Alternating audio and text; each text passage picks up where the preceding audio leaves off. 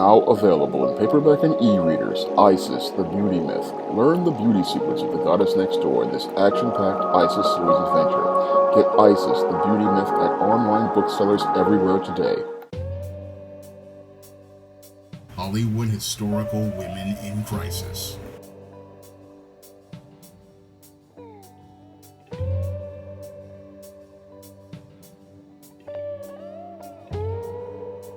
One of my viewers wanted me to do another installment in the Hollywood Historical Women in Crisis series.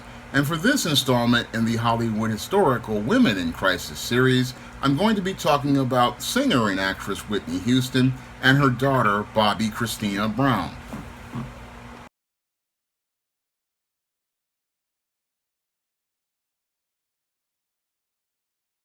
Now, the first Hollywood historical woman in crisis I'm going to be talking about is Whitney Houston. Now, Whitney Houston is considered to be one of the greatest singers of the 1980s. She's been nicknamed the Voice for her definitive voice as related to singing, and is considered to be one of the best-selling music artists of all time, next to the late Michael Jackson. And Whitney Houston's music basically defined the 1980s, just like the late Michael Jackson's, and she is considered to be one of the greatest singers of the decade. Now, Whitney Houston was known for being a girl next door. This was the image crafted by Arista record executive Clive Davis. Unfortunately, it was that whole image of being a girl next door that created Whitney Houston's road to becoming a woman in crisis. Now, Whitney Elizabeth Houston was born in 1963, the daughter of legendary gospel singer Cissy Houston and a father, John Russell Houston Jr. And this Christian family raised Whitney Houston in Newark, New Jersey, where Whitney Houston went to the New Hope Baptist Church, where she sang in the choir as a child. And Whitney Houston grew up to be basically a girl next door from Newark, New Jersey. And as she was on that road to becoming a girl next door, she got involved with Robin Crawford as she was working as a camp counselor in East Orange. And this is where Robin Crawford alleges that she got involved in an alphabet relationship with Whitney Houston that she had, but eventually faded as Whitney Houston started to begin her career. Now, as Whitney Houston started to start her career in music outside of the church, she started singing backgrounds for different musicians, and she also went out here and also did songs and cabaret clubs, and she also went out here and did some, again, background for Chaka Khan and Lou Rawls. And as she was singing background and doing this work in the cabarets, eventually Whitney Houston wound up becoming a fashion model. And as Whitney Houston became a fashion model, she would appear in magazines like Glamour, Cosmopolitan, and Young Miss, and had a girl next door image that made her very appealing to people. And that girl next door image and her voice was the thing that really got the attention of music executives like the ones at Arista Records, such as Jerry Griffith, who saw Whitney Houston performing at the Sweetwater's nightclub in Manhattan and persuaded Clive Davis to take time to see her perform. And when Clive Davis, the head of Arista Records, saw Whitney Houston performing, he offered her a deal in 1983, and he wanted to craft her image as that girl next door. And he took time to do this as he was looking to try to develop her image and develop her album. So he scheduled Whitney Houston to take an appearance on the Merv Griffin show, and after she made this appearance, this introduced the world to Whitney Houston, where she sung the song Home from The Wiz. Now, Whitney Houston, again, did not start out making her album immediately. What they wanted to do was craft an image around her, and they first started developing her working with singers like Teddy Pendergrass, and also doing backgrounds for Jermaine Jackson and Kashif, and also had her out here still modeling. She did an appearance on the for Canada Dry commercial, and also did a song for a restaurant brand, Steak and Ale. So Clive Davis wanted to go out here and craft an image around Whitney Houston in order to sell Whitney Houston. And this was the laying of the foundation of Whitney Houston being a woman in crisis, because Whitney Houston never really felt comfortable with that girl next door image that Clive Davis was crafting, and the pressures to maintain that clean girl next door image that had been presented by Clive Davis. This is the thing that led to Whitney Houston, even though she was on the road to success, looking to go find a way to escape. And the way Whitney Houston wanted to escape from the image of the girl next door was she wanted to go out here and start using drugs. And this is where Whitney Houston again started on the road to using drugs. She start with marijuana, and then eventually graduated to harder drugs such as cocaine. Now, as Whitney Houston was looking to escape in drugs as related to the image she had, she went out here and was having an image crafted around her first legendary classic album, Whitney Houston, which debuted on Valentine's Day in 1985. And this album had so many classics on it. The whole album was a masterpiece. Now, this album had 7 singles that became classics, like You Get Good Love, Saving All My Love for You, How Will I Know, and Greatest Love of All. And that song is really ironic because while Whitney Houston sang The Greatest Love of All, sadly she did not heed the message of The Greatest Love of All, because she did not really love herself.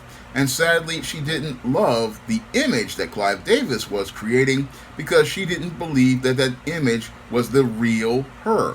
And it was this whole issue as related to that image that led to Whitney Houston having issues later in her life, even though her album became the 1986 album of the year, and Whitney Houston won Best Female Pop Vocal for Saving All Our Love for You.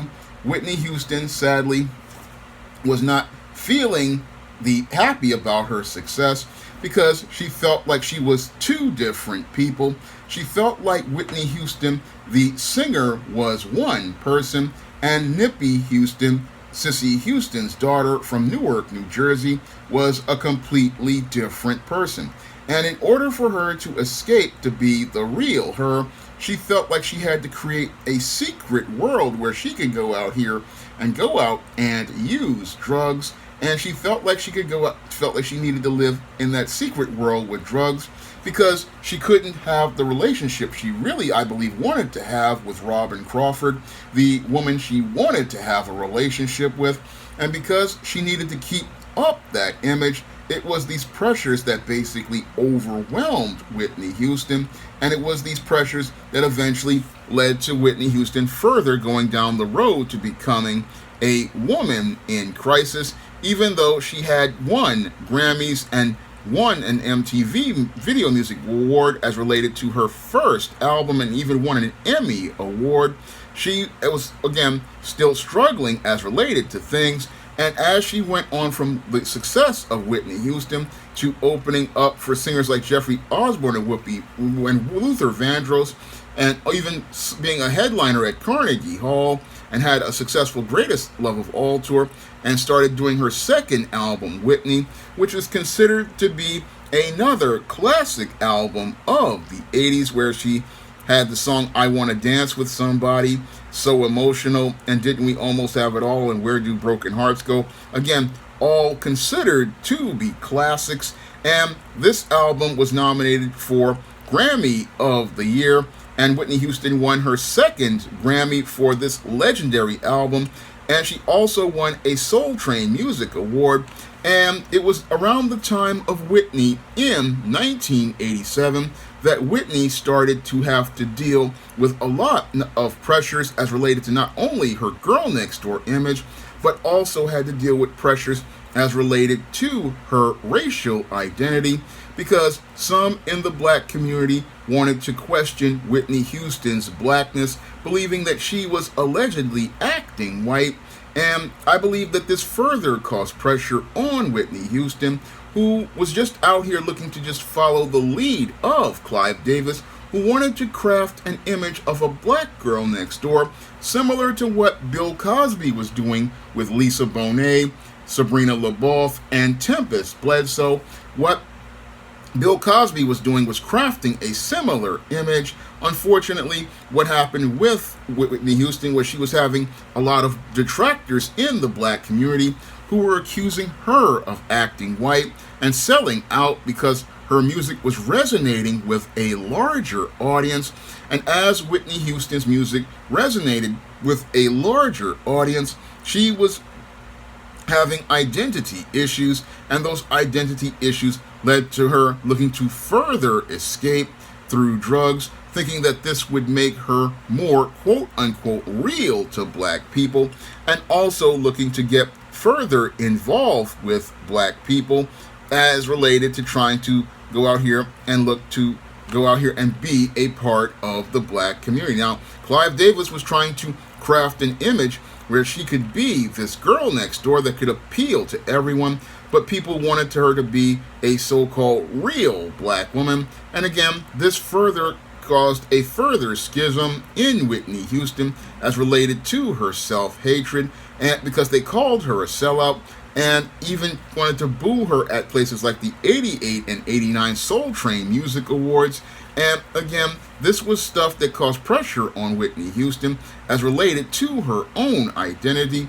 And Whitney Houston, in an effort to try to appease black audiences, went out here and decided to work with black producers like L.A. Reid and Babyface on her third classic album, I'm Your Baby Tonight, and tried to appeal to black audiences with this album, which had great songs like I'm Your Baby Tonight, All the Man That I Need, and Miracle. She was trying to go out here and trying to appeal to them with other songs like My Name Is Not Susan, and also looking to appear to be more urban on a track which she did with Moni Love as related to My Name Is Not Susan.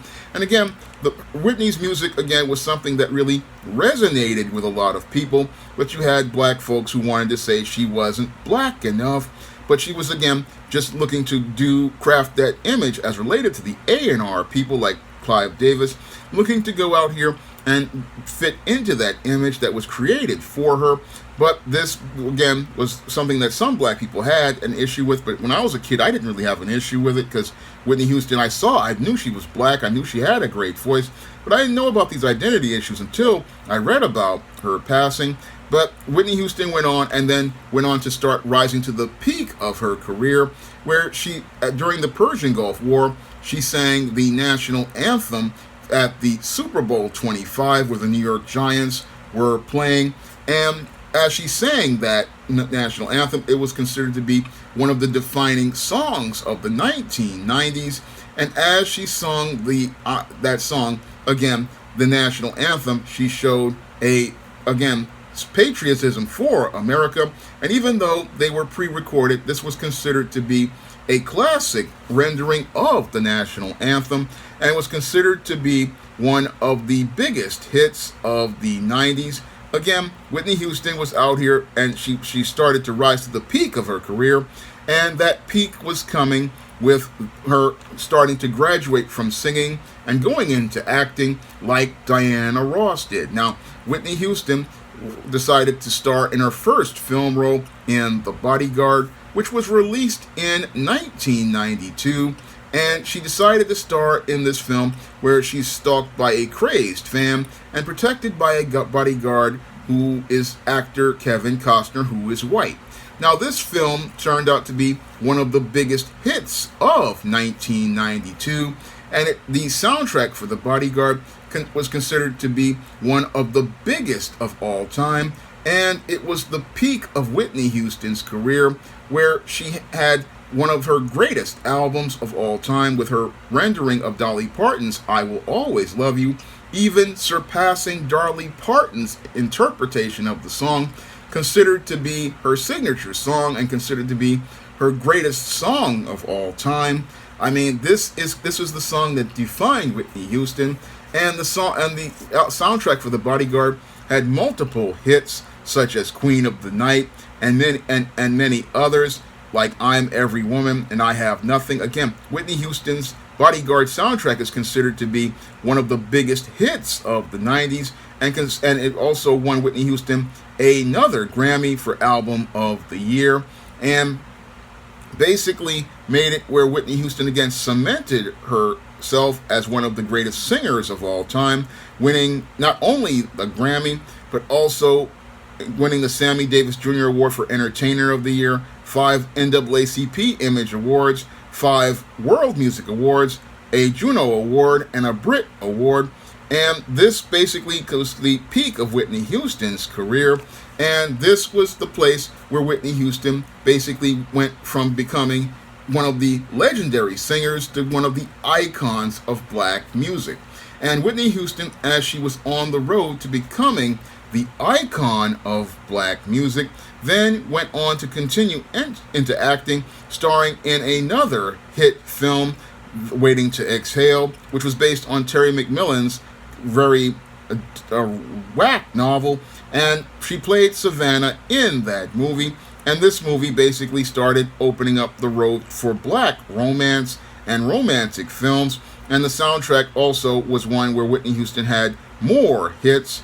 And it was around this time that Whitney Houston started to look to get involved with Bobbi Brown, a R&B singer from the 80s who also had great success.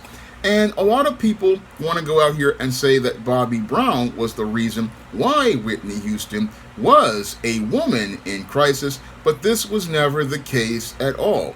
No, Whitney Houston had a lot of issues as related to wanting to, I believe, be in that relationship with Robin Crawford, but having to maintain this image of a clean-cut girl next door, and wanted to go out here and be this girl from Newark, New Jersey. But because Clive Davis wanted to make money on Whitney Houston, what happened was she was under all of this pressure, and under all of this pressure to be this image, and this was the reason why she had these self-esteem issues, these self-hate issues, and these self-worth issues, and these were the issues that basically led to her looking to escape through drugs and looking to go out here and looking to take on drugs. So Whitney Houston's issues were ones that started way back before she ever met Bobbi Brown, and they were way before she met Bobbi Brown, and they actually got worse over time. So people were wanting to say that it's Bobbi Brown that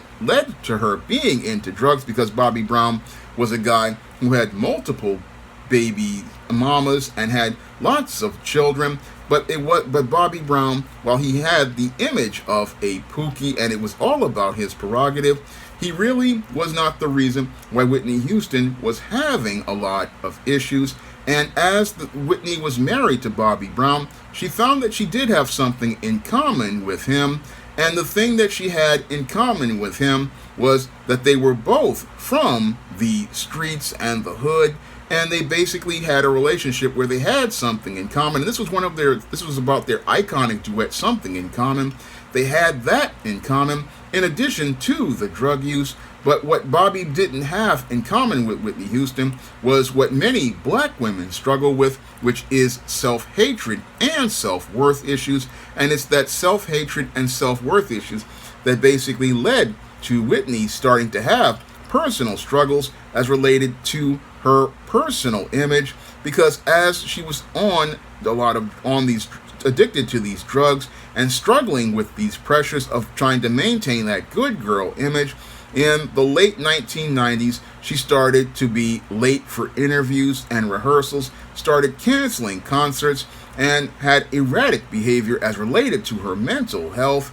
And some people again wanted to blame this on Bobbi Brown, but this is just what happens to people who are addicted to drugs. Whitney Houston was a functional addict for many years, but when the pressures came on even further, as related to her going to the peak of her career, and then eventually she started to wind up in a major decline, and that decline really I believe, started to really get worse, because in May 2000, that's when Robin Crawford, the woman she allegedly had a relationship with, resigned from Whitney Houston's management company. And again, she left because of Whitney Houston's drug problems. Now, Whitney Houston, as she was having these drug problems and dealing with the person she really loved really leaving her, this is basically what led to her having a lot of problems. And she got further pressure because she signed a big record deal with Arista BMG, renewing her contract for 6 new albums for $100 million, and it was again struggling as related to things because the drug use had led to her winding up with her voice winding up changing, and her voice wound up changing as a result of the drug use, and she was out here looking to again try to deal with this. And this led to a 2002 interview where she infamously said that crack is whack and she make too much money to smoke crack. Okay, we don't do crack. This is what she said in one of her interviews with Diane Sawyer in 2002. And in 2002, she then looked to release another album, Just Whitney, but Just Whitney just didn't really hit that strong. And Whitney Houston's Christmas album didn't really hit that strong, and Whitney Houston was dealing with issues as related to herself, and this was shown with an incident that was talked about on as related to Whitney Houston when her mother came to her house and saw many of the pictures blacked out and the house in a complete mess. Again, this basically showed that Whitney Houston had self-hate issues because she blacked out her own pictures because she did not believe that image of Whitney Houston was her. And she didn't believe that image of Whitney Houston was her because that was Clive Davis's image of Whitney, but she never felt she could be the real Whitney. And as she thought she couldn't be the real Whitney, her relationship with Bobbi Brown deteriorated, where she wound up with a domestic violence situation with Bobbi Brown, and eventually she wound up leaving Bobbi Brown, who had started his own reality TV program, which we saw Whitney and Bobbi out here being dysfunctional. And as they were out here being dysfunctional, eventually they were trying to rehab Whitney Houston's image because Clive Davis had put a lot of money into Whitney Houston, and there were efforts to try to rebuild Whitney Houston's image, trying to get her off of the drugs. And this is what they were trying to do with Whitney Houston, trying to go out here and help Whitney Houston. Unfortunately, Whitney Houston, even though they were trying to help her as related to her new 2009 album, I Look to You, which was supposed to be the music that was supposed to revive her career with I Look to You and $1 Million Bill, because coaches worked with her towards rebuilding her voice. Whitney Houston was looking to try to rebuild her life, and she was working towards this and trying to get things back in order. Unfortunately, as Whitney Houston was out here in 2012 looking to try to move her life forward at a pre-Grammy Awards party where she appeared disheveled and erratic, what happened with Whitney Houston is eventually 2 days later, she was at a hotel where she was found unconscious, submerged in a bathtub where she was looking to get ready to take a bath, and where she was found in this bathtub unresponsive. People tried to perform CPR on Whitney Houston, but it was sadly Whitney Houston wound up passing away on that day of February 11th of 2012. So it was one of the greatest moments, again, shocking moments, because in 2009 we had lost Michael Jackson and Luther Vandross, two legendary voices of American 1980s music, and Whitney Houston passing away was a major shocker. I mean, I remember that day hearing about Whitney Houston's passing, and it was interrupted with special reports because Whitney Houston, again, was a major icon of 1980s music. She was considered one of the greatest singers of all time, And sadly, on that day, she wound up passing away. And they even televised her funeral. And people like Tyler Perry spoke at her funeral. People like Kevin Costner spoke at that. And people like Andre Crouch sang at Whitney Houston's funeral. And Whitney Houston, sadly, again, she had a lot of love from people. But the great irony is, while she sung the song, The Greatest Love of All, she never loved herself. And because she did not love herself, this is the main reason why Whitney Houston wound up becoming a woman in crisis. She wound up becoming a woman in crisis because she never had any love of self. Yes, people loved her. Her mother loved her. Her father loved her. Bobby Brown loved her. Robin Crawford loved her. But because she could not be the real Whitney, she felt like she couldn't be loved for being herself. And because she felt like she couldn't be loved for being herself, sadly, this is why one of the greatest voices of all time went silent, and one of the greatest singers of all time is now singing in heaven. Sadly, Whitney Houston wound up leaving this world because she was a woman in crisis. Now, the second Hollywood historical woman in crisis I'm going to be talking about is Bobbi Kristina Brown. Now, Bobbi Kristina Brown is the daughter of legendary, iconic 1980s singer Whitney Houston, who is known as the voice of the 80s, and Bobbi Brown, one of the greatest R&B singers of the 1980s. And with legendary parents like this, it looked like Bobbi Kristina Brown would have been on the road to success. Unfortunately, Bobbi Kristina Brown wound up on the road to becoming a woman in crisis because she was born to two parents who were dealing with addiction and self-esteem and self-worth issues. Now, what happened with Bobbi Kristina Brown is that because Whitney Houston was her mother and her first teacher, she wound up learning dysfunction from day one due to the dysfunctional way she was raised with Whitney Houston and Bobbi Brown. Now, Whitney Houston was dealing with a lot of self-esteem and self-worth issues as related to her black identity, and was also struggling with this whole image that Clive Davis had crafted to her being a all-American girl next door, when in actuality she felt more like a hood rat from the streets of Newark, New Jersey.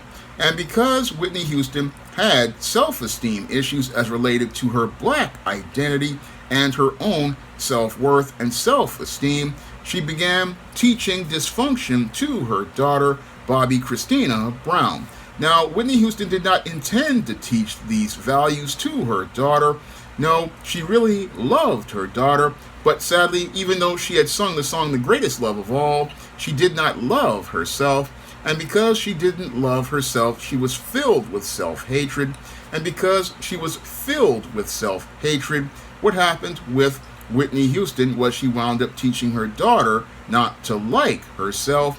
And she wound up teaching her daughter not to like herself by putting her in an extremely dysfunctional home environment where she was basically exposed to drugs and alcohol basically every day.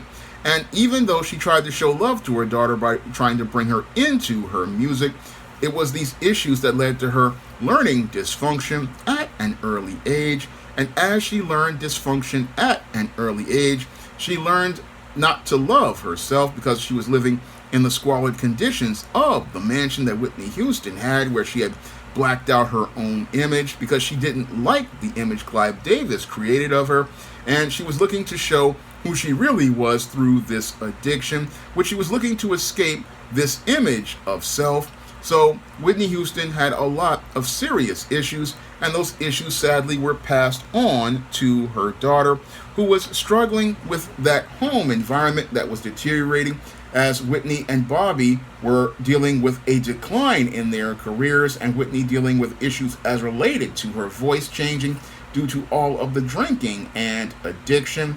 And as they think the relationship was deteriorating, there was a reality show called Being Bobbi Brown that was on, and also there was serious domestic violence issues between Whitney and Bobbi. And Bobbi Kristina saw all of this dysfunction, and as she saw all of this dysfunction, it all basically got even worse as Whitney and Bobbi wound up divorcing. After Whitney and Bobbi wound up divorcing, this is where Bobbi Kristina went from dysfunction to an escalation of her being in a situation where she wound up becoming a woman in crisis. Now, this situation got worse after 2007, 5 years later, where Bobbi Kristina, who was being raised by her mother in squalor and dysfunction, eventually wound up finding out that her mother passed away at 48 years old in a hotel bathtub in February of 2012, where she accidentally drowned because she was high on drugs. And as she was looking to take a bath after getting high on drugs, she wound up falling unconscious and falling into that tub of water and wound up drowning as a result of it in an accidental death. Now, this accidental death basically devastated Bobbi Kristina Brown because Bobbi Kristina Brown was looking to be cared for by her mother. And as she was looking to be cared for by her mother wound up leaving this earth, and she left her with a lot of grief and also left her with all of her entire estate, which was worth over $115 million. And she was supposed to reap trust fund payments until she reached 30 years old.